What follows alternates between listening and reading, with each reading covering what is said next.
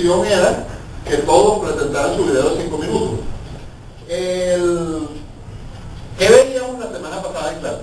El proceso de determinación de precios, y llegábamos hasta el punto en que veíamos los determinantes individuales del precio, y discutíamos la cuestión de la representación en curvas del proceso de determinación de precios, los problemas matemáticos que genera, la utilidad que puede tener o no tener, los límites del modelo, bueno, lo que siempre hablamos. Ahora, lo que sí veíamos es que es necesario entender realmente el proceso subjetivo de determinación de precios, cómo ocurre en el proceso de mercado, porque eso nos permite comprender toda una serie de cosas. En primer lugar, nos permite comprender por qué los precios transmiten información. Hay una discusión muy interesante sobre ese tema que dice, los precios en realidad no transmiten información, pero los precios no me dicen cómo se formaron. Bueno, es que transmiten información agregada y sintetizada. Es decir, el hecho de que el precio suba no me dice a mí por qué subió, pero me transmite la misma información, o casi la misma información, que si yo supiera por qué subió. Dicho de otra forma, yo soy un cultivador de trigo argentino, y el precio del trigo baja y el precio de la soya sube. ¿Qué hago? Dejo de cultivar trigo y comienzo a cultivar soya.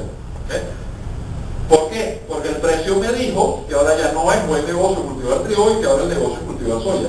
¿Qué va a pasar? Como muchos cultivadores de trigo van a dejar de cultivar trigo y van a comenzar a cultivar soya, sin saber cuáles son los motivos por los cuales aumenta la demanda de soya y aparentemente baja la demanda de trigo, o quizás sí aumenta la demanda de trigo, pero menos que proporcionalmente a la demanda de soya. Entonces, al reducirse el cultivo de trigo y aumentar el cultivo de soya, va a tender, más adelante, cuando se produzcan diferentes efectos en el mercado, a ser más escaso el trigo y más abundante la soya. El mercado estaba diciendo precisamente lo contrario. El mercado estaba diciendo, es muy abundante el trigo y es muy escasa la soya, para las preferencias individuales de las personas en ese momento. Las personas demandan más soya y menos trigo, por eso cae el precio de uno y sube el precio de la otra. Como los productores responden efectivamente en ese sentido, tienden a invertir la situación. Tienden a hacer que ahora, produciéndose cada vez menos trigo, tiende a subir el precio del trigo, y ahora produciéndose mucha soya, tiende a bajar el precio de la soya. Y el proceso dinámico va constantemente equilibrando producción y venta hacia... ¿Perdón? Sin llegar. Ya, bueno, va constantemente equilibrando producción y venta con los deseos y preferencias de miles de millones de consumidores individuales. ¿Por qué nunca llegamos, como dice Mauricio, a una situación de equilibrio paretiano, óptimo de Pareto? Precisamente porque la podemos concebir matemáticamente, pero en el momento en que se estaría acercando el proceso de mercado a producirlo en la realidad, los mismos cambios que introduce al acercarse a ese óptimo cambian las condiciones y las preferencias de las personas. ¿A través de qué cambian las preferencias de las personas? A través de sus expectativas, que son memorias recombinadas proyectadas hacia el futuro. Vaya, de otra forma, está bien, queríamos más soya y menos trigo por la estructura de precios existentes y los cambios de nuestras preferencias. Pero hacerse cada vez más barata la soya y hacerse cada vez más caro el trigo, cada vez más gente produce soya y cada vez menos gente produce trigo. Van a cambiar las condiciones, va a hacerse demasiado abundante la soya y va a bajar de precio, y va a hacerse cada vez más escaso el trigo y va a subir de precio, y eso va a cambiar las condiciones del mercado. Siempre va a haber una relación interesante, y también veíamos, o sea, la relación siempre es dinámica.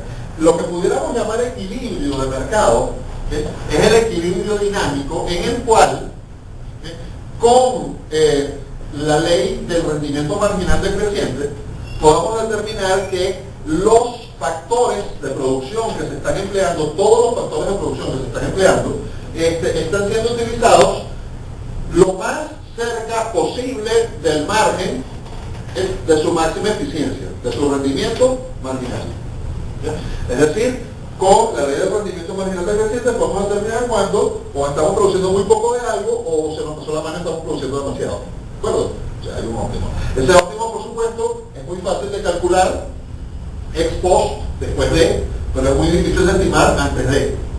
Bien, en la medida que se produce un proceso competitivo y que los precios transmiten información sobre los deseos y preferencias de las personas, los productores están buscando sistemáticamente encontrar ese óptimo y además extenderlo. No quise usar esa gráfica para quienes no la conozcan, pero para los economistas que sí la conocen, eso es lo que se llama extender la frontera de las posibilidades de producción. Frontera de posibilidades de producción es una gráfica que grafica o sea, hace una curva en la cual ustedes tienen los óptimos de rendimiento marginal decreciente en la curva. ¿Tienen? Es marcador. Ah, sí, no, bueno, no importa. Pero el punto es que podemos presentar una curva de óptimos como frontera de posibilidades de producción y siempre se tiende a extender la frontera a través de los cambios tecnológicos y productivos. Eso es lo que hace lo que produce el crecimiento económico, perdón. Eso lo produce el sistema de precios. Obviamente, nunca estamos en un mundo en el cual exista, por ejemplo, como hablábamos antes, la competencia perfecta, o sea, donde todos nos vestimos con la misma braga, y además millones de taxas producen braga, sería la cosa más ineficiente del mundo.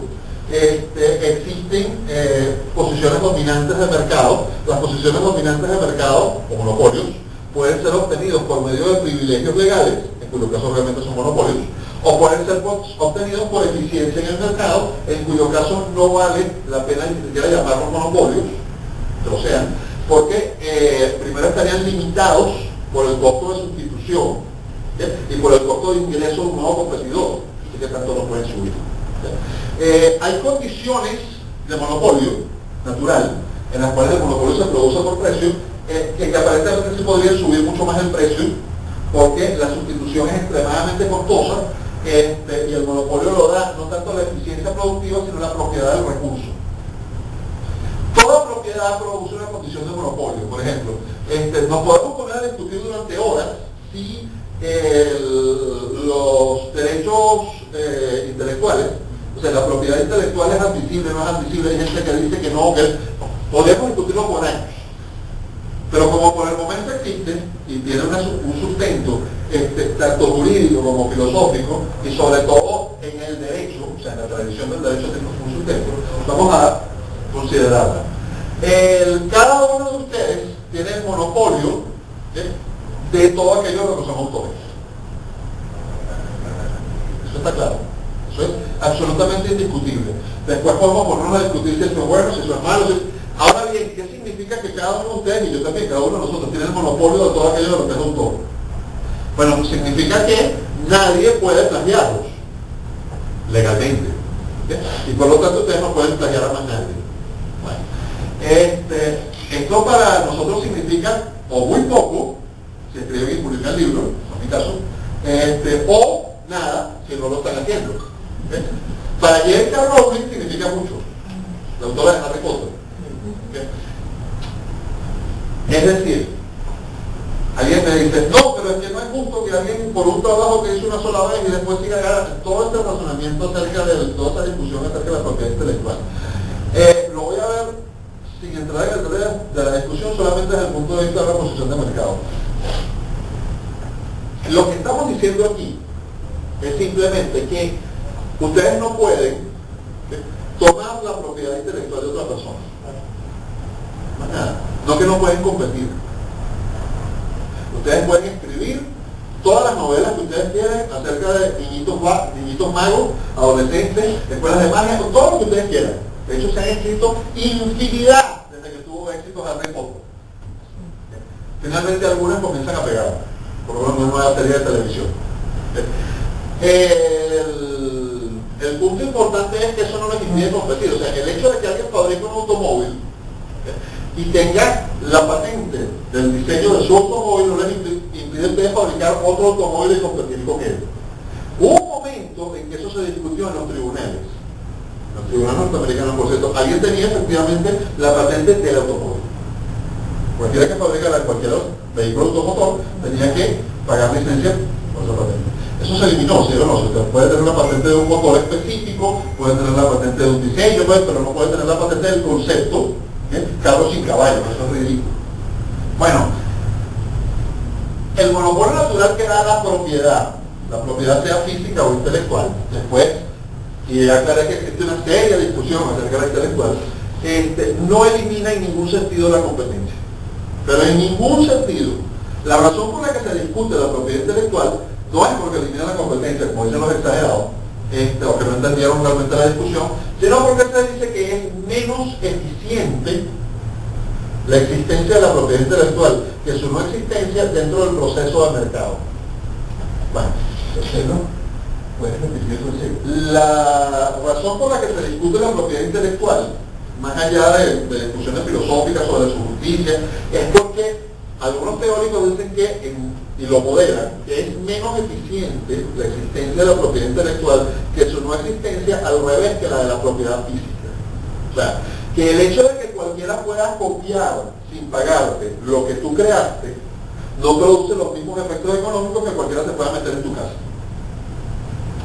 Bueno, esa es una discusión seria que tiene todo tipo de elementos en la que no vamos a entrar hoy. Pero yo usé ambos ejemplos. Ustedes tienen el monopolio de su propiedad intelectual y tienen el monopolio de su propiedad física. Ese monopolio impide la competencia en algún sentido, en ninguno. Absolutamente en ninguno. ¿Sí? El hecho de que alguien sea dueño de todo el petróleo del mundo es físicamente imposible. Lo apareció en muchos lugares.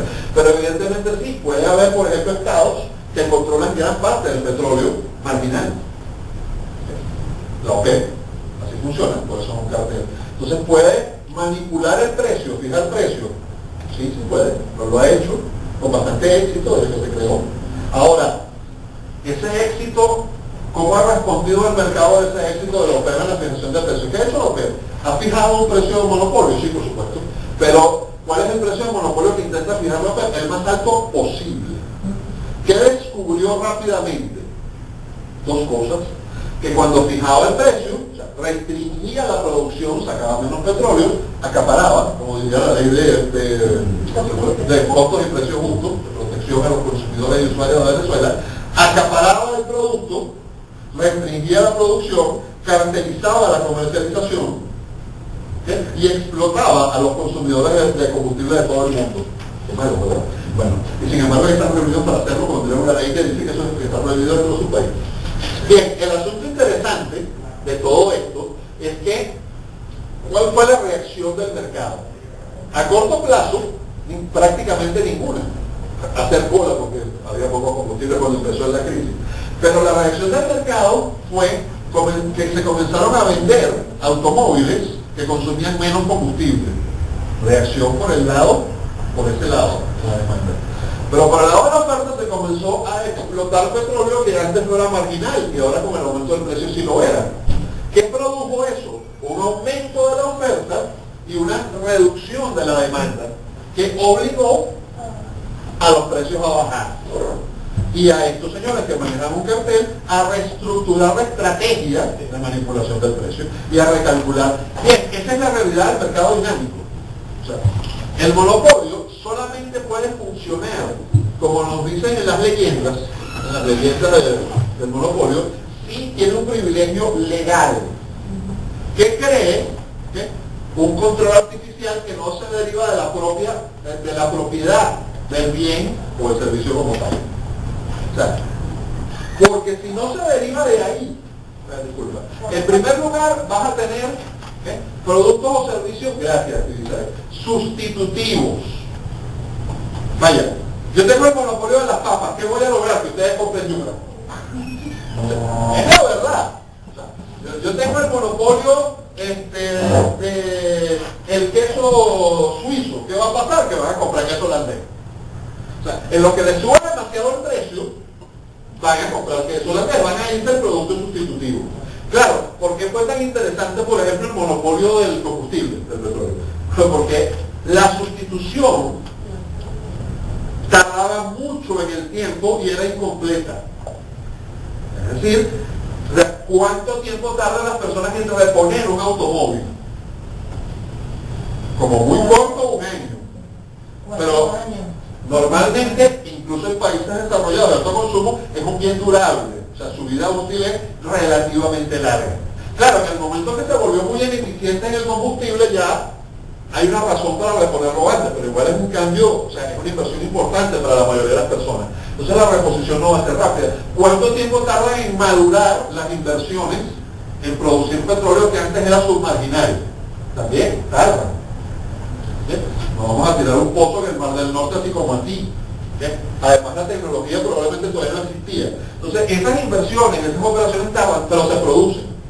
Tanto se producen que en este momento estamos ante un cambio espectacular en este mercado específico, por eso puse el ejemplo. Y es que finalmente estamos viendo la sustitución de la tecnología de los motores de combustión interna en el transporte por los motores eléctricos. Esto es divertido, porque la gente dice que ahora se desarrolló el automóvil eléctrico, eso no es cierto. Los automóviles eléctricos son anteriores a los de combustión interna. Y desde el punto de vista de un ingeniero mecánico, son más eficientes. O sea, desde el punto de vista de un ingeniero mecánico, tienen menos piezas. Un motor eléctrico tiene menos piezas móviles, era una tecnología que ya era muy conocida, y dominada anterior, e inclusive también había automóviles con motores a vapor. Y en su momento, hace 100 años, era una tecnología mucho más desarrollada que la del motor de combustión interna. Entonces, ¿por qué el motor de combustión interna fue el que ganó la guerra por el mercado? Por una razón muy sencilla, porque tenía mucha más autonomía. O sea, y además porque se cargaba muy rápido. Las baterías eran pesadas, lentas, y tardaban muchísimo tiempo en cargarlas. Y los automóviles de vapor, había que calentarlos. O sea, una vez que se enfriaba el motor, se tardaba por lo menos media hora en poder encender el carro. Y además tenían que echarle agua cada cierto tiempo como cada 20 kilómetros. Ustedes se imaginan, no, agua hay en todas partes, no están aquí en todas partes. Claro, como un ferrocarril que pasa siempre por el mismo sitio, había lugares en donde estaba el agua lista para cargar y hubo un momento en que diseñaron que cargaban el agua sin pararse, sin detenerse. Uno bateaba bajo los rieles. Pero eso no se puede hacer con un carro, que debe ir por cualquier lugar. ¿Qué cambió? Por ejemplo, durante tantísimos años se ha venido trabajando en el problema de las baterías eléctricas y finalmente está prácticamente resuelto con la tecnología actual. Ahora hay baterías que cargan muchísimo más rápido y duran muchísimo más. Eso junto con la tecnología de computación, diseño, manejo, nuevos motores y demás, finalmente nos presenta automóviles eléctricos que comienzan a competir seriamente, de verdad ya en serio, con los automóviles de combustión interna.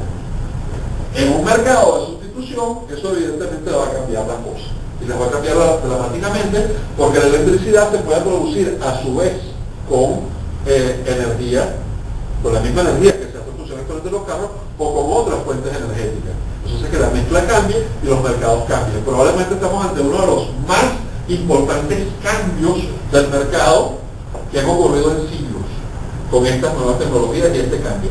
O sea, probablemente durante nuestra vida vamos a ver cambios en el mercado de transporte como las que vieron las personas que vieron cambiar el mundo de la matriz de consumo motor de vapor, carbón, al mundo motor de combustión interna, petróleo. Nosotros vamos a un mundo diferente. Creo que eso ya se repitió, bueno, no es a gran escala, pero por ejemplo lo que le pasó a la industria de la música a principios de este siglo, o sea, y todavía siguen pidiendo leyes monopólicas, o sea, siguen pidiendo privilegios legales por el tema, para proteger lo que estamos hablando de la propiedad intelectual, derecho autórico, pero simplemente el MP3 se lo llevó por los cachos. Hay un problema interesante de lo que está mencionando Alejandra, ¿no? Y es que una de las discusiones sobre propiedad intelectual es cuál es el costo de protegerla y sobre quién recae. ¿Sí? Es decir, las leyes de propiedad intelectual, para ser legítimas, no pueden prohibir lo que a ver, déjame explicárselo de esta forma. Estoy entrando en un tema de derecho, esto probablemente lo voy a tener que editar. No es difunto, ¿dónde está el abogado en la casa? No está, no. Sí. Aquí tenemos expertos en todo, en este grupo. Bien, ¿qué pasa? Desde el derecho romano, y no el derecho romanista ni el imperial, sino el derecho republicano de Roma, existe una cosa que se llama paso inocente, y existe una cosa que se llama servidumbre. Es decir, el hecho de que ustedes tengan una propiedad no los autoriza a impedir el paso inocente, el libre paso inocente sin hacer daño a la propiedad y demás, de una persona, siempre y cuando la persona no tenga otro sitio por donde pasar. Si les autoriza impedirlo, pues no van a entrar porque les da la gana, pero no los autoriza impedir el paso inocente cuando no hay alternativa. ¿Me explico? Es decir, hay un cierto uso inocente de la propiedad que está protegido, aunque no sea por el propio dueño. Eso existe desde siempre. El hecho, por ejemplo, de que yo compre un CD, por decir algo, ya pagué los derechos de autor, lo compré, pero era una cosa ilegal, y yo lo grabe a mi computadora, viola los derechos de autor. No, según lo que pretenden algunas personas de la industria, sí. Sí, hasta ese extremo pretenden llegar en algunos casos. Bueno, si yo a su vez le doy la copia a ella, dicen ellos, sí. Bueno, ya va un momento, y si ella lo escucha en mi computadora, no. Es decir, los verdaderos problemas son problemas prácticos. Evidentemente hay una serie de usos que tienden a causarle enormes problemas a la industria. Ahora, todo el cuento es, por ejemplo, que compartir música sin pagar los derechos de autor le causó un daño enorme a la industria y acabaron con Napster, que creó una empresa para hacer algo que estaba calificado ilegal. Pero ¿qué ha tendido a ocurrir en la realidad? O sea, seamos serios, ¿qué ha tendido a pasar realmente? Cuando las personas pueden pagar legalmente algo, lo hacen. Siempre, porque tendemos a hacer las cosas correctas, tendemos. Siempre y cuando esté dentro de lo razonable para nosotros. Normalmente nosotros tendemos a, bueno, aquí en Latinoamérica es un poco diferente, pero tendemos a obedecer lo que consideramos justo. Por ejemplo, si nos da igual pagarnos en el semáforo en rojo que no pagarnos en el semáforo en rojo, o sea, por el costo mínimo nos paramos en el semáforo en rojo, ¿correcto? Si ustedes van por la calle, se van por el rojo, se paran. ¿Cuándo no se paran? A las 3 de la mañana en Caracas. Porque el costo de detenerse les parece excesivamente alto, de riesgo, inseguridad, pero normalmente sí se detendría. Incluso, probablemente, aunque no pase un peatón, podrían detenerse. No vaya a ser que pase un niño. Entonces, tendemos a obedecer las normas que consideramos justas o por lo menos razonables. Entonces, ¿qué pasó en realidad? Que cambió totalmente la industria. Hoy en día la gente paga muchísimos derechos de autor por la música que baja, pero a través de plataformas que se crearon para poder cobrártelo de una forma que era lo que la gente quería. O sea, el problema es que la industria estaba acostumbrada a meter determinado número de canciones en un soporte, venderlas en bloque y cobrar derechos de autor por todo. Entonces, recuerden que hace muchísimos años que desaparecieron aquellos disquitos de 45 que traían una sola canción. Bueno, sí, por un lado por el otro. Pero máximo. No, pero por un lado hay lado, es cierto, máximo. Pero ¿por qué el long play se volvió la norma de la industria? Porque la industria descubrió que podía vender aquella cantidad, o sea, que si tenía un éxito, a que la gente quería comprar esta canción, con el CD, con el disco de 45 le tenía que comprar otra. Ya, obligado. Pero además, como los players era genial, porque les vendían como 10 o 15 canciones, porque querían una. Bueno, una vez que dijeron, bueno, está bien, te voy a cobrar los derechos de autor, pero te voy a permitir que las bajes por internet como a ti te gusta, y que me compres una sola canción. De nuevo creció exponencialmente el cobro de derechos de autor a través de plataformas que lo permiten. Eso genera problemas interesantes. Mi amigo Julio Cole, que es en la Universidad Francisco Marroquín, hizo un estudio fascinante acerca de los puntos en que el derecho de autor se vuelve ineficiente desde el punto de vista de las preferencias del mercado. Es cierto, o sea, puede ocurrir. O sea, esas condiciones, todas las condiciones que él menciona ocurren, pero también es cierto que el propio mercado tiende a generar soluciones institucionales a esos problemas que él menciona. ¿Me explico? Es decir, es un proceso de eficiencia dinámica. Yo puedo agarrar y decir, encontrar este punto de ineficiencia en este momento y decir, vamos a eliminar las leyes de derecho de autor, o puedo decir, vamos a, ya va, un momentito. O sea, deja que el mercado evolucione. Busca si hay algo en la estructura actual que está impidiéndole al mercado generar soluciones, la estructura jurídica. Porque si no lo hay, y si lo encuentras, lo eliminas, el mercado va a generar soluciones institucionales porque hay una oportunidad de negocio, una oportunidad empresarial en esas soluciones. Y ya están surgiendo también, por ejemplo, el derecho, se decía, por ejemplo, el problema del derecho a autor es que una obra que tiene muy poca demanda y entonces el autor la tiene registrada pero es imposible conseguir al autor y la queremos reproducir pero no lo conseguimos y eso es ineficiente. Eso es un ejemplo clásico. Bueno, ¿y qué pasa si hubiese agencias para las cuales fuera rentable representar una enorme cantidad de este tipo de obras sin que el autor les pague sino por un esquema de comisión? No, eso sería, el costo de transacción sería muy elevado. Ya va, hasta ahora sí, pero la tecnología está cambiando eso. La tecnología lo está cambiando rápidamente. Y ese tipo de agencias ya están surgiendo. O sea, ya hay agencias donde tú registras tu obra, ellos van a representar los derechos, van a poder contactarlo cualquiera y ellos saben perfectamente que esta obra a lo mejor le interesa nada más a 10 personas. Pero el día que le interese a alguien, ellos son capaces de vendérsela, cobrar y pagarte. Y claro, el contrato es, como dice uno, leonino. ¿En qué sentido? En que si tú no te mantienes en contacto con la agencia, ellos cobran y la obra se vende. Pero si no puedes localizarte o has perdido el contacto, bueno, ellos de todas formas van a representar la obra y no se van a agarrar sino su comisión. La parte del autor queda ahí guardada, puede ser para siempre. Bien, la deficiencia de mercado tiene o sea, eso que llaman errores de mercado, fallas de mercado, no son fallas de mercado, son fallas de estructura institucional que el propio mercado tiende a corregir, siempre y cuando los precios transmitan información libremente. ¿De acuerdo? Okay. Esto fue casi que otra clase totalmente diferente. Nuestro tema real de la clase de hoy es el tema de empezar en el tema del dinero. ¿Okay? Y antes de llegar al final de la clase, les hago la simple introducción de esto. ¿Okay? ¿Qué es el dinero? ¿Quién me dice? Una institución y un medio de intercambio. Las dos cosas son correctas.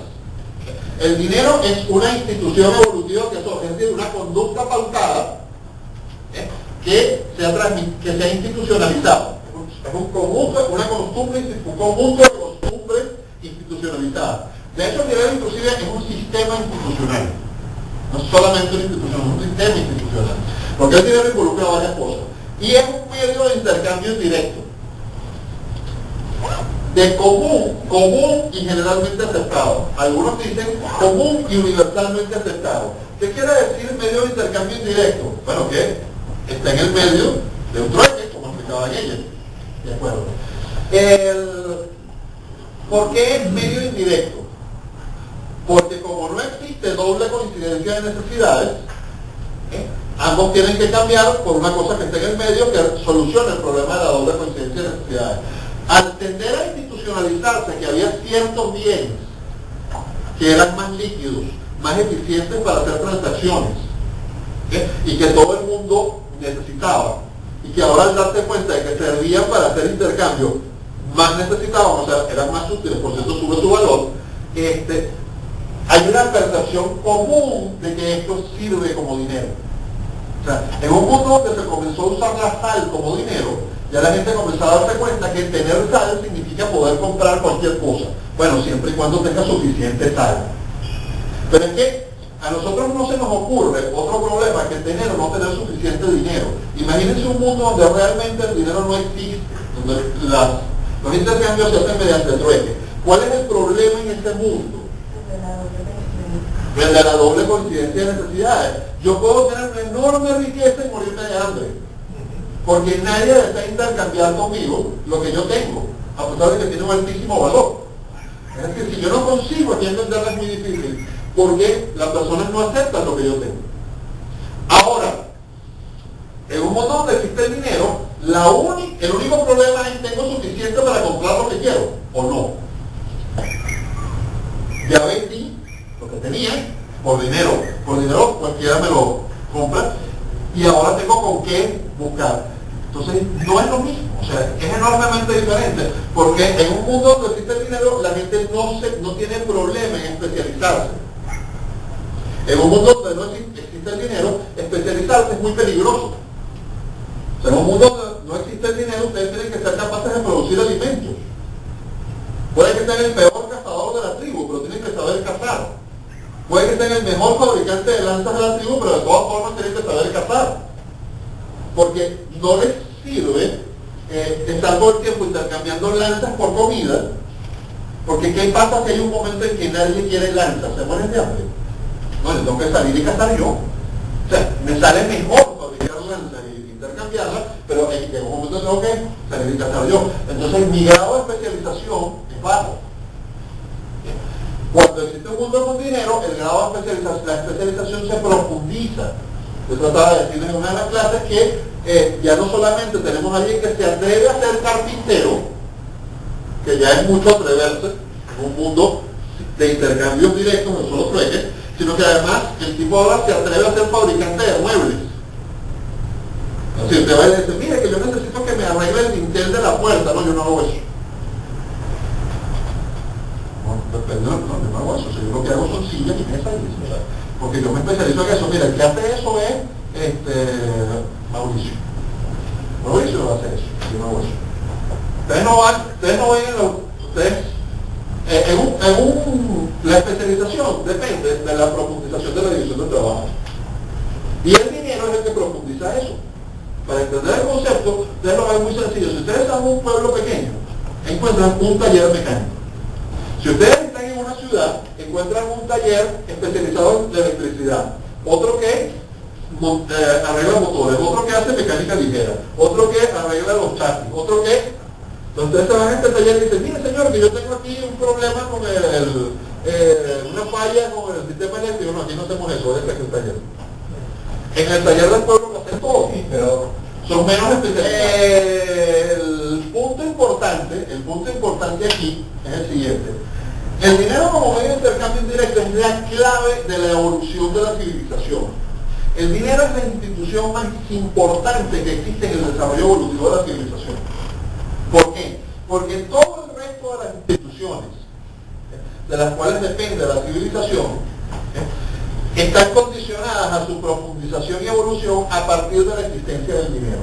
O sea, ejemplo simple, el lenguaje, por ejemplo, ¿qué tiene que ver el lenguaje con el dinero?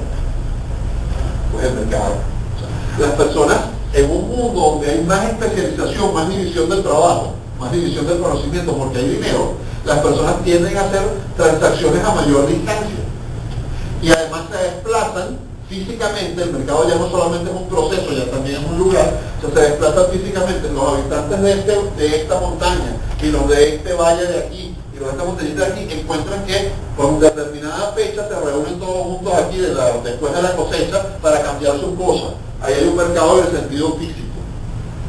Tradicionalmente, ¿qué pasaba? Bueno, que como era un sitio de paso, ahí realizaban transacciones unas pocas personas, pocos cazadores con otros que no se mataban y se conocían y comenzaron a hablar entre ellos y tenían unas ciertas palabras comunes. Pero ahora que se viene un gentío, que no solamente 3 o 4 que son los que saben comerciar, entonces van desarrollando un lenguaje común. Entonces el dialecto de esta tribu, el dialecto de esta tribu, el dialecto de esta tribu se convierte en el lenguaje de una cultura compartida. Y como tienen una cultura compartida, hablan, no solamente hacen negocios, hablan. Y entonces hablan acerca de sus tradiciones, de sus costumbres, de sus ideas, de lo que fabrican, de sus dioses. Y evoluciona la cultura en todo sentido, evoluciona la religión. Claro, ahora están constantemente en contacto con gente que no pertenece a su propia tribu, que no la conocen todo el tiempo. Evoluciona la moral, porque ahora tengo una moral de cómo me comporto con los extraños. Vaya, es muy fácil la moral en un grupo pequeño donde todo el mundo se conoce. Cualquier cosa que hagas, la vas a ver por el mundo por el resto de tu vida. ¿Okay? Las restricciones morales son fuertes. Pero en una ciudad donde nadie te conoce, puedes portarte mal y nadie se entera. ¿Okay? Generamos cosas como el dilema del prisionero. ¿no? Bueno, la evolución de esta moral a largo plazo tiene que ver con el hecho de que se van a hacer más transacciones. ¿Okay? El mundo se vuelve más pacífico. Todo depende del número de transacciones y de la ampliación del comercio, y eso depende críticamente de la evolución del dinero. Ahora bien, el único tema que yo quiero introducir en el dinero de hoy, aparte de su importancia, es algo que normalmente se explica al final y que por alguna razón, misteriosa razón, a mí me gusta explicarlo al principio. Y bueno, que es la siguiente. ¿Por qué a veces en muchos mercados existen varias varias formas de dinero, al mismo tiempo compitiendo entre sí. Eso no es malo. Genera ciertos problemas, pero de suyo no es malo. Bueno, porque muy probablemente en la propia evolución del dinero surgió así. Es decir, es muy probable que en la evolución del dinero, las primeras formas de dinero que hayan evolucionado, o sea, los primeros productos que fueron empleados como dinero, eran muy útiles y muy prácticos y funcionaban muy bien como dinero para hacer transacciones pequeñas o medianas. Pero no eran lo suficientemente escasos para hacer un excelente almacén de valor.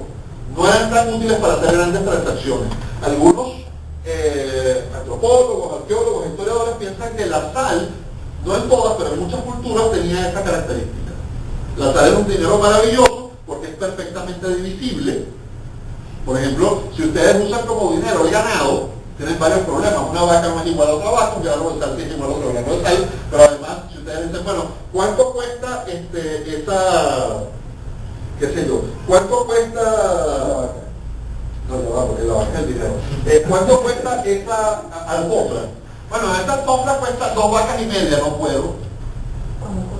O sea, o cuesta una vaca o cuesta 2 vacas.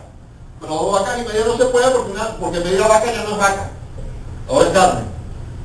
Entonces, no puedo. O sea, esta unidad tiene muy alto valor para hacer ciertos intercambios. Entonces, ¿cuánto cuesta? Bueno, cuesta una vaca y 5 sacos de sal. Ah, la sal ya ¿me siguen? 5 sacos de sal. Que la pobre es muy valioso. Ahora, ¿cuánto cuesta este tapetito? Ah, no, eso cuesta 10 gramos de sal. Ah, bueno, yo lo puedo sacar y pesar. Se llama sencillo. Bien, perfecto. Eso significa que, ¿por qué razón? Inclusive muchos estados tienden a manipular sobre el dinero y a meterse en esto. Bueno, porque desde el principio aplica la ley de Gresham. O sea, en sociedades donde existen 2 formas de dinero, el peor dinero desplaza al mejor de la circulación.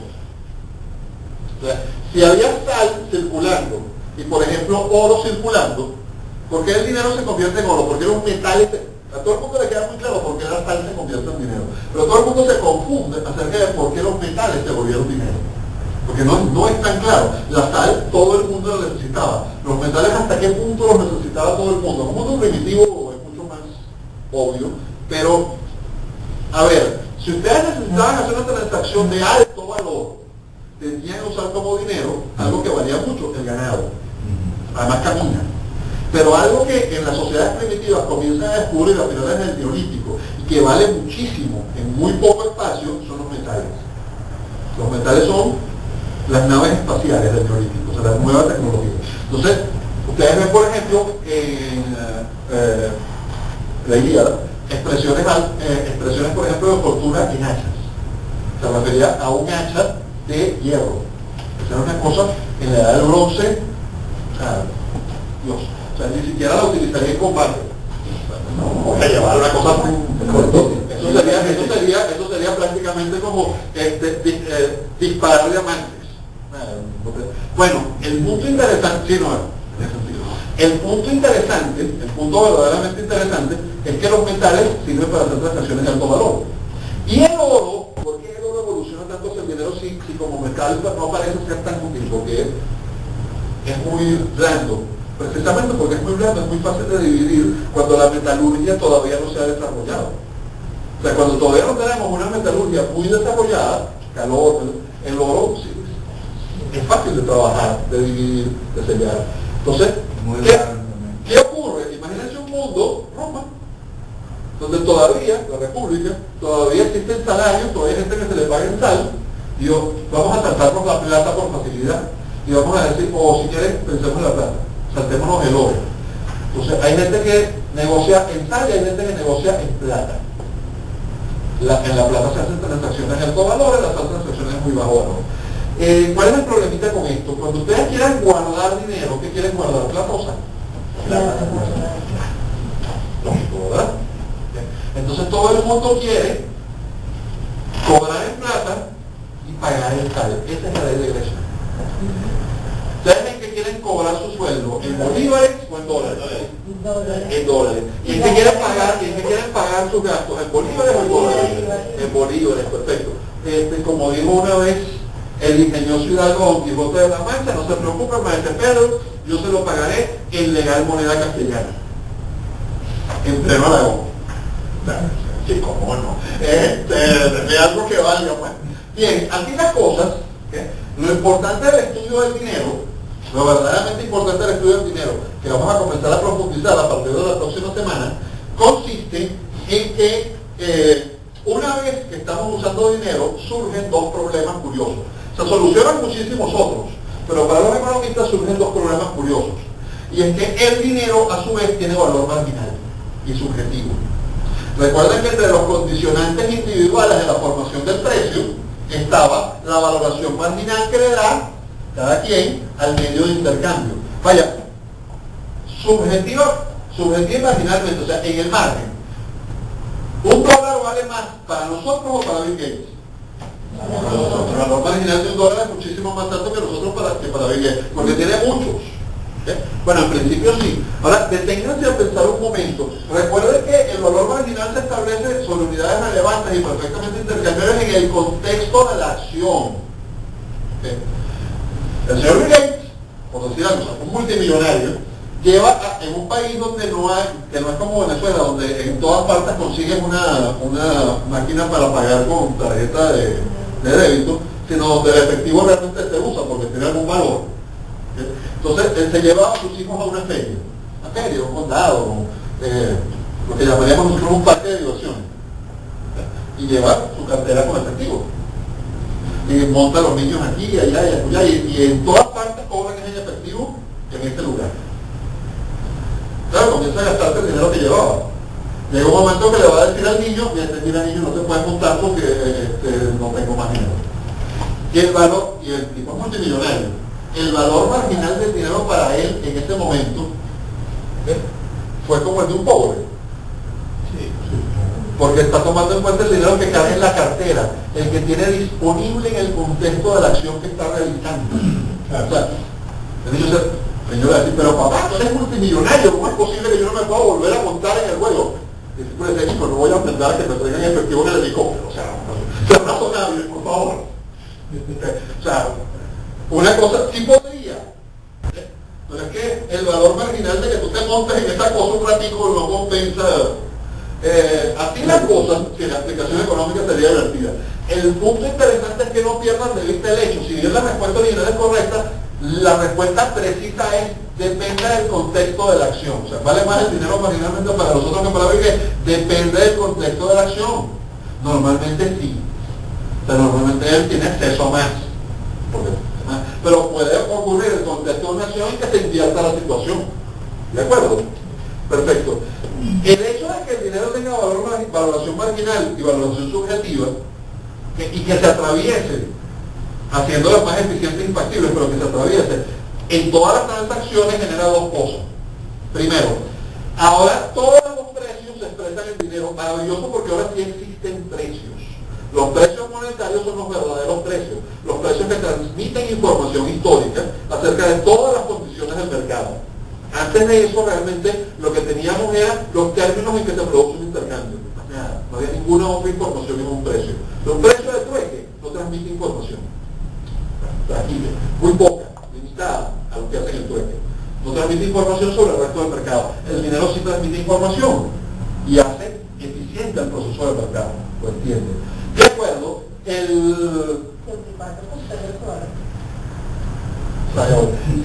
ya te hablé de la ley de Gresham, ¿verdad? Bueno, perfectamente. El problema básico es que el dinero, entonces, como todas las cosas en el mercado, no va a conservar su valor. No estoy hablando de la inflación, no va a conservar su valor va a fluctuar. O sea, todas las cosas en un mercado de precios, lo que llamamos precios estables, donde no hay inflación, que es un específico fenómeno monetario, unos precios suben y otros bajan. Las valoraciones subjetivas suben y bajan, pero con el dinero pasa lo mismo.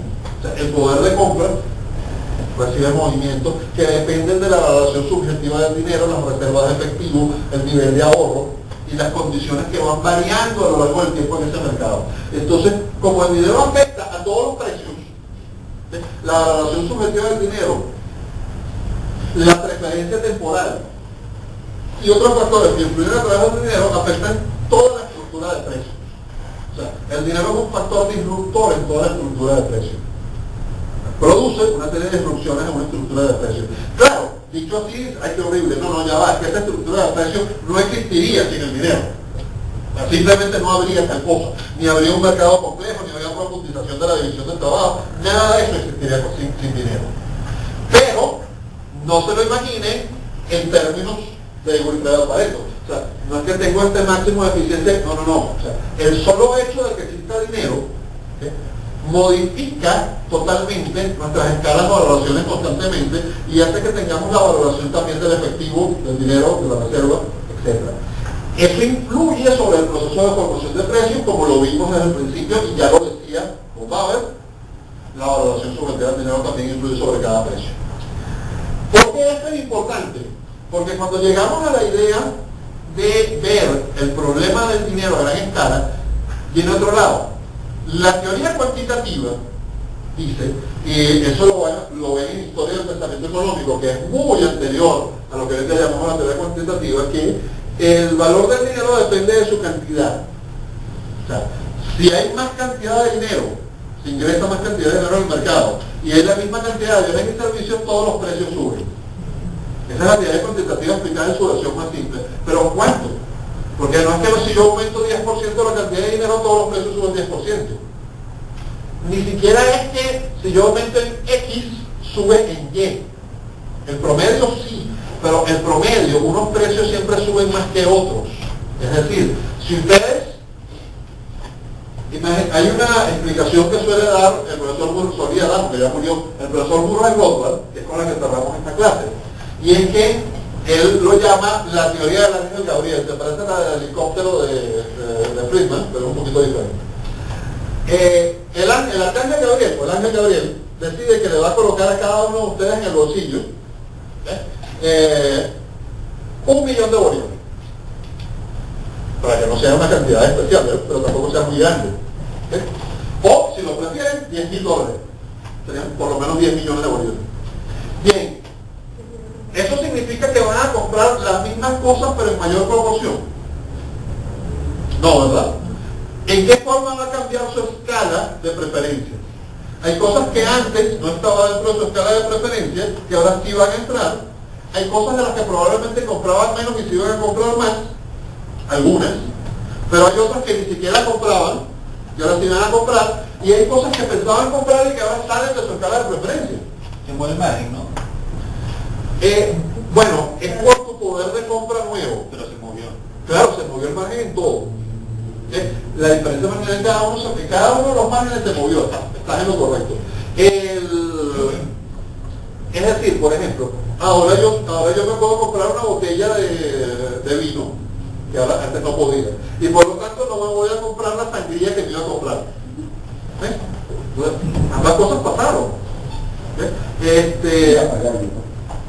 Muchas cosas. El problema práctico es que dependiendo de la cantidad de dinero que yo tenía antes, el efecto que causa en mi escala de preferencia esos $10.000 es totalmente diferente, dependiendo de la cantidad que yo tenía antes. Pero además, dependiendo de mi propia escala de preferencias individuales. Eso les explica a ustedes que ese cuento del promedio del nivel de precio, como promedio, tiene ciertas utilidades para estudiar ciertas cosas, por supuesto es muy útil, pero no explica correctamente la inflación. Lo que explica correctamente la inflación es entender que cambia la estructura de preferencias subjetivas de cada agente, y por lo tanto lo que demandan cambia. El agregado de todos los cambios de estas estructuras, el agregado, como el agregado es una mayor cantidad de circulantes, hace que el nivel promedio de todos los precios suba. Es decir, va a haber mayor demanda, más demanda que antes, pero no de las mismas cosas. Entonces, en escenarios de inflación, sobre todo cuando la inflación se inicia, algunos precios bajan. O sea, cuando empieza la inflación, hay ciertos precios que caen así en términos absolutos. Pero después, cuando la inflación sigue, comenzamos a comparar los precios en términos relativos, unos contra otros. Este se cuadruplicó, este subió al doble. Y como tratamos de estimar en cuánto valor de compra perdió el dinero, decimos, bueno, si el dinero perdió solamente el doble, solamente, así hablamos en escenarios de inflación alta, entonces quiere decir que ni bajó ni subió, mantuvo el precio real y fue el que subió. Pero si uno solamente subió el 50%, en realidad bajó en términos reales. ¿De dónde sacamos este asunto? Bueno, recuerden que todos los bienes y servicios ahora expresan sus precios en dinero, ¿verdad? Y el precio del dinero se expresa ¿en qué? En cosas, exactamente. Quiere decir que el dinero todavía está en estadio de trueque. El dinero permanece en estadio de trueque. Por lo tanto, el precio del dinero es un promedio ponderado. De nuevo, tiene todos los problemas del precio del trueque. El precio del dinero para mí no es el mismo que el precio del dinero para él, porque no compramos las mismas cosas. Tiene todos los problemas del trueque. Pero como lo puedo promediar, entonces me invento, por ejemplo, cestas de productos para estimar el poder de compra. Todo eso trae problemas estadísticos, pero la razón por la que ocurren esos problemas estadísticos es porque el dinero se encuentra en el estadio del trueque, no ha salido del estadio del trueque. El hecho de que podamos cambiar unas monedas por otras significa que podamos cambiar formas de dinero por otros. Y en este caso, el dinero comienza a tener fenómenos de mercado diferentes. Pero normalmente, el concepto abstracto dinero parece tener un elemento común entre las diferentes monedas, poder de compra. Históricamente, las culturas humanas tendieron a tener amplias formas de dinero que prevalecieron evolutivamente. En unas plata, en otras oro. Y finalmente oro, en todas. El problema actual es que en nuestro mundo actual no existe ningún bien que sea dinero. O sea, nuestro dinero es un concepto puramente abstracto. Hemos desvinculado el dinero de los bienes que evolucionaron en el mercado como dinero. Y este proceso ha creado una situación en la cual existen muchísimos problemas de teoría económica y de medición que todavía no están completamente resueltos. Estos son los que seguiremos trabajando por muchísimo tiempo. En ese sentido, esta introducción general a lo que es la teoría del dinero, ustedes van a ver la teoría del dinero del crédito, y tenemos preguntas. El que estaba primero en la cola. Esta va a ser Pablo, preguntas. Bueno, no es pregunta, es una cosa que no me quedó muy clara. Ajá. Creo que... Pero hace una hora. No, ya ha avanzado. En la presentación ellos ponen un ejemplo muy sencillo y muy interesante, que una persona tiene un bien y otra persona tiene el dinero. Entonces se produce la negociación porque el que tiene el dinero le interesa el bien y el que tiene el bien le da más valor al dinero. Sí. Esa parte no me quedó una... Déjame explicártelo de esta forma. Cuando tú te compraste tus zapatos, los que tienes puestos, ¿cuánto te costaron?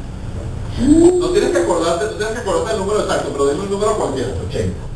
80. Perfecto. En ese momento, ¿qué tenía mayor valor para ti? Los 80, serán marcos alemanes, los 80 euros, los 80 dólares, los 80 bolívares para el zapato, bueno, alguna vez en la vida, pero no creo que sean tan bien. En todo caso, los 80 bolívares, las 80 unidades monetarias o los zapatos. Los zapatos, por eso los compraste. Ahora, si hubieran tenido mayor valor para ti, los 80 bolívares que los zapatos, ¿qué hubieras dicho? No puedo, yo no puedo pagar eso. Para mí eso es muy caro, esos zapatos para mí no valen eso. Déjenme explicarles el fenómeno en marketing de la forma más divertida posible, que se llama arrepentimiento del comprador. Última unidad marginal, ¿verdad? Última unidad marginal. Supongamos que Paolo llegó y dijo, ¡wow, qué buenos zapatos! Y cuando vio el precio dijo, ¡uy! Porque había la posibilidad, vio el precio y dijo, ¡venga, estos zapatos! Baratos, excelentes, valoró mucho más los zapatos que el dinero. O puede ser que diga, no, ese precio ni es. No, yo no pago eso nunca en la vida. Se equivocaron. Esas son situaciones claras. Pero di que estás en el punto ahí de que no sabes si te llevas o no te llevas los zapatos, te los pruebas, te los vuelves a probar 2 veces, los miras. Es decir, no estás seguro de qué valoras más, los 80 o los zapatos. O sea, estás en una duda. Y finalmente decides, o sea, los zapatos. Prefiero tener estos zapatos que 80 bolívares que me costaron los zapatos. Bueno, en el momento en que entregas los 80 bolívares y recibes los zapatos, pasa una cosa terrible. Pero ya va, hay una explicación psicológica, yo sé, pero también hay una explicación económica. Resulta que ahora tienes menos unidades monetarias. El valor marginal del dinero subió. Y ahora tienes unos zapatos que no tenías. El valor marginal de esos zapatos para ti bajó. Ahora te arrepentiste de haberlo comprado. Porque estabas en margen. Es decir, tú nunca vas a pagar voluntariamente, vas a entregar algo que para ti valga más a cambio de algo que para ti valga menos. En el momento que haces la transacción, a menos por supuesto que la transacción sea del tipo, mira, becerrito, me hace lo que quiero. Ahí sí ya la cosa cambia, ¿no? Pero fuera de esa posibilidad, nunca vas a entregar algo que para ti vale más a cambio de algo que para ti vale menos. Igual que todo el resto. Quiere decir que solamente son posibles los intercambios voluntarios cuando las valoraciones son inversas. Lo que pasa es que pueden pasar muchas cosas. Puede pasar que tú subjetivamente tengas una altísima ganancia, estás ganando mucho, y el otro subjetivamente apenas si gane. O puede suceder que ganen mucho ambos o poco. O sea, puede suceder así. Pero siempre ambos tienen que ganar para que la transacción voluntaria se produzca, y eso solamente es posible cuando el valor es subjetivo. ¿Y el otro comentario o pregunta es? Mira, que la cosa está cambiando cuando hablaste de los vehículos, y cuando uno pensaba que no había espacio para que se produjera en el mercado una nueva marca, está creciendo velozmente una marca que se llama Tesla. Claro, esa es la nueva tecnología ingresando en el mercado. Y la cosa está tan interesante que me he puesto a observar de la distancia nuestra con respecto al primer mundo, que le han prohibido en Europa que le ponga entre sus atractivos el piloto automático. Bueno, de hecho es que nosotros nos estamos moviendo hacia el mundo de ciencia ficción donde los carros se van a manejar ellos solos. Exactamente. Pero nosotros no. El primer mundo. Nosotros el primer mundo. Eventualmente va a llegar aquí también. Pasar la palabra a Alicia. No, el comentario de ella al final de la me estaba exponiendo que cuando hablas de esta disrupción entre el dinero y los bienes, es ahí donde entra todo este concepto del dinero fiduciario como tal. El dinero fiduciario, el dinero que funciona solamente por confianza. Sí, el dinero produce una disrupción por su mera existencia. Lo que pasa es que las ventajas que creas, el hecho de que eso exista en el estudio de la teoría, no nos puede hacer perder de vista que no existirían mercados como los que existen sin dinero. Ahora, dependiendo del tipo de dinero, las distorsiones que crea su mera existencia pueden ser mayores y llegar a un momento en que superen las ventajas que el uso del dinero produce. Lo cual, considerando lo descomunalmente enorme, son prácticamente la existencia de la civilización misma, que crea el dinero como ventaja, cuán malo tiene que ser un dinero para que su uso produzca más daños agregados que las ventajas que usarlo produce. Bueno, el estadio en el cual se desmonetiza la actividad y la gente vuelve al trueque. Por ejemplo, la hiperinflación, en un mercado totalmente cerrado donde no logran hacerse con otra moneda para sustituir a la que tienen. Ustedes dicen, es que por ejemplo en Zimbabue hubo una hiperinflación, ¿cierto? ¿Cómo no? O sea, pacas de billetes, no estamos muy lejos, ¿no? Lo de las pacas de billetes, pero es que los de ellos eran pacas de billetes de 10 millones, de 50 millones. Pero nosotros ya estamos en hiperinflación, pero técnicamente ya estamos. Pero el problema de las pacas es que nuestro emisor está emperrado en no sacar de más de 100 bolívares. O sea, nuestra hiperinflación debería estarse expresando en los ceros de los billetes, no en el tamaño de las pacas. Todavía no hemos llegado al estadio de hiperinflación en que se expresa en el tamaño de las pacas y en los ceros de los billetes al mismo tiempo. Pero, como están emperrados en que no hacen de más de 100, porque primero no quieren admitir que están en hiperinflación, y segundo porque como tienen controles de precios y una economía socialista, eso el mercado negro se mueve a través de efectivo, y todo lo que hay como el uso de efectivo a ellos les parece muy bueno. Es ridículo, pero bueno, así. ¿Qué pasa? Estamos viviendo en un mundo bizarro. Sí, no, absolutamente. Ese es uno de los artículos de mi columna esta semana. La realidad del socialismo solamente la entiende quien lo sufre. La gente no sabe qué es Sí, verdad. pero entonces ahí está todo el tema de viene en boga. El dinero fiduciario, el problema que tiene, el dinero fiduciario se puede producir en cualquier cantidad. O sea, el único problema del dinero fiduciario es que se puede producir en cualquier cantidad. Sus únicos límites son institucionales y el propio mercado. Mientras que el dinero que es un bien tiene dos ventajas. Primero, emergió evolutivamente del propio mercado, nadie lo inventó. Y en segundo lugar, no se puede producir en cualquier cantidad. Entonces, tiende a ser un dinero de mejor calidad que el dinero fiduciario.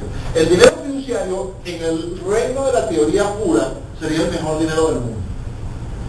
Porque lo calcularíamos al óptimo y lo produciríamos al óptimo. Ahora, una vez que nosotros hacemos cosas como introducir los incentivos económicos de los políticos que manejan estas reglas en el cálculo del asunto, ya cambia totalmente. Cambia totalmente, los incentivos son totalmente diferentes. Entonces, es muy difícil que un dinero fiduciario sea un dinero óptimo. Para darles una idea, me hubiera traído esa gráfica para ponerla aquí, pero no lo dice. Yo les podría presentar una gráfica de cuánto ha perdido de poder de compra, de valor, el dólar americano en 100 años. La gráfica es preciosa porque es así, llega prácticamente a cero. Yo hice una sobre cuánto ha perdido de poder de compra el bolívar fuerte para lograr esa misma pérdida de poder de compra que el dólar logró en 100 años. ¿Saben cuánto se tardó el bolívar fuerte? 6 años, ya se acuerdan. En 6 años el bolívar fuerte perdió el mismo poder de compra que el dólar en 100. Sí, por supuesto, hay inflación seria en ambos, pero mucho más rápida en este. Por eso, dólar desplaza bolívar. Sin embargo, si usásemos oro, descubriríamos cosas muy interesantes en el mercado. Bitcoin, monedas alternativas, se llaman tokens, o sea, medios de intercambio indirecto que no funcionan legalmente como dinero. Bueno, el problema es que los estados definen legalmente el dinero. Pero eso no es cierto. O sea, el dinero siempre es el que dicta el mercado, no es el que define los estados. Por ejemplo, el bolívar se está desdinerizando en Venezuela, está dejando de ser dinero con la hiperinflación. Dice, no, pero es que aquí no puede ser como en Ecuador, que la gente comenzó a usar dólares porque eso aquí está prohibido y hay control de cambio, es muy complicado y todo lo que ustedes quieran. Bueno, sí, vamos a ver, ya va. Cuando ustedes van a comprarse una arepa de queso de mano, si es que hay, o una arepa de lo que haya con un jugo del que haya, esa es la forma de pedir en un país socialista, denme una arepa de lo que tenga con el jugo que haya. Lo pueden pagar en bolívares, ¿verdad? Les aceptan los bolívares. Cuando ustedes van a comprar un apartamento, ¿lo pueden pagar en bolívares? No. Tendrían que sentarse a negociar, porque primero el precio se va a fijar en otra moneda. Pero aquí además la persona va a decir, no, o sea, entrégame la otra moneda, los dólares, aunque sea ilegal. O si el apartamento no es tan alto, a lo mejor acepta los bolívares, pero al tipo de cambio del mercado negro y en cierto conjunto de condiciones. Es decir, esos bienes de mayor valor ya no se pueden comprar y vender en bolívares. La gente ya no acepta bolívares para eso. Y el hecho de que sea legal y mañana metan a alguien preso por eso no va a hacer que la gente cambie, porque los incentivos son demasiado fuertes. O sea, ¿cómo diablos te deshaces de miles de millones de bolívares antes de que pierdan valor si estás en hiperinflación? Te vas a salir corriendo a comprar qué nevera. O sea, es hiperinflación y socialismo, también hay escasez. No hay nevera. O sea, es hiperinflación en socialismo, o sea, también hay escasez. No puedes convertirlo en bienes reales rápidamente. Entonces, evidentemente, todo este conjunto de distorsiones producen más distorsiones. Y venía hacia aquí. Ahora sugería que o sea, algo así como que el dinero todavía se lleva a nivel de trueque. Y al decirlo, o sea, funciona como trueque. Parecía sugerir que existía una forma en la que eso no sucedía, o que debía no suceder. Todavía No, bueno, ya va. Sí, al decirlo así. Eso Yo creo parece memorias creativas, o sea, proyectadas de futuro, pero es una expectativa, algo que no... Es una expectativa. Podríamos llegar a un punto en que tuviéramos alguna forma de dinero que no estuviera en el estadio de trueque, que realmente podríamos comprar y vender en unidades de poder de compra precisas. Mira, en realidad te voy a dar mi opinión sobre esto. Yo creo que el mundo llegó a eso ya y lo abandonó por razones políticas. O sea, yo creo que el patrón oro clásico fue el momento de máxima eficiencia que hemos conocido en los mercados monetarios. No fue realmente universal, existía el problema de el manejo de las monedas coloniales, que era un problema serio por parte de los imperios, y existían muchas cosas, pero fue el mejor dinero que tuvimos porque era más fácil, era el momento en que realmente todo el dinero del mundo era la misma cosa, y lo que había eran representaciones, no se habían sustitutos monetarios. O sea, el dólar no era dinero, el dólar era cierta cantidad de oro, y el bolívar era otra cantidad diferente de oro, y el marco alemán era otra cantidad diferente de oro, por cierto. Son unidades de medida de la misma cosa. Exactamente. Hoy en día sí son dinero, fiduciarios todos, pero dinero al fin. Y además, otro problema que genera nuestro mundo actual, que no suelen tomar en cuenta en teoría monetaria la inmensa mayoría de los economistas, austríacos o no en este caso, es que por la forma histórica en que llegamos al dinero fiduciario, tenemos dos tipos de monedas en el mundo. Y el que sea una o la otra forma de dinero fiduciario cambia todo. Tenemos economías que son emisoras de divisa de reserva y tenemos economías que no son emisoras de divisa de reserva. Es decir, la reserva del bolívar se expresa en dólares. El gobierno venezolano para emitir bolívares tiene que tener dólares. No a un tipo fijo, puede evaluar cada vez que le dé la gana, pero tiene que tener dólares. Si se queda con $0 en sus reservas, el bolívar no tiene ningún valor. Es la realidad. Hay países a los que les ha pasado y han entrado en unas crisis gigantescas. A la España franquista le ocurrió. Y claro, tuvieron que hacer una reforma del mercado que más iban a hacer. Después de demostrar que el socialismo los dejó sin una libra esterlina, sin un gramito de oro y sin un dólar americano, pues tuvieron que hacer una reforma del mercado, más o menos en el mercado. Pero el punto es esta es una limitación a pesar de la inflación y hiperinflación, pero hay economías emisoras de reserva. El euro, ¿no? El euro hasta cierto punto, pero sobre todo el dólar americano. Porque el mundo se vuelve un mundo fiduciario cuando el presidente Richard Nixon hace un anuncio estilo latinoamericano. ¿De verdad? Sí, porque él dijo, he ordenado el cierre temporal de la ventana de pago de oro. El cierre temporal, hasta el sol de hoy. O sea, eso parece la temporalidad latinoamericana. Absolutamente. Bien, ¿qué pasó? Sí, provisional. Este es un puente provisional. ¿Cuándo se construyó? En 1936. Y aquel que están derribando, no, ese era definitivo. ¿Y cuándo lo construyeron? El año pasado. Bien, el punto interesante aquí es el siguiente. Sí, pero lo que pasa es que todo dinero siempre va a estar en el estadio del trueque con respecto a las transacciones. O sea, el hecho de que todas las cosas se puedan expresar en un solo bien, significa que el precio de ese bien nunca se va a poder expresar de la misma en él mismo. O sea, tú no puedes expresar el precio del dinero en dinero. Y eso no lo elimina el hecho de que haya, por ejemplo, mercados de divisas. Claro, el problema es si los mercados de divisas son, como decía Fidel, simplemente las relaciones de unidades medidas, como en el patrón oro clásico, o como hoy en día, relaciones realmente de cantidades entre dos formas de dinero. Era como cuando había unos que usaban plata y otros solo, ahí sí había fluctuación. Y el precio de un dinero es otro. Hoy en día tenemos un mercado dinerario sumamente ineficiente, ¿sí? Incluso ineficaz en el mundo, porque tenemos puros dineros fiduciarios. Y lo que les decía, el hecho de que unos sean fiduciarios de una forma y otros de otra, también es sumamente complicado. Vamos a seguir avanzando con este tema la próxima semana.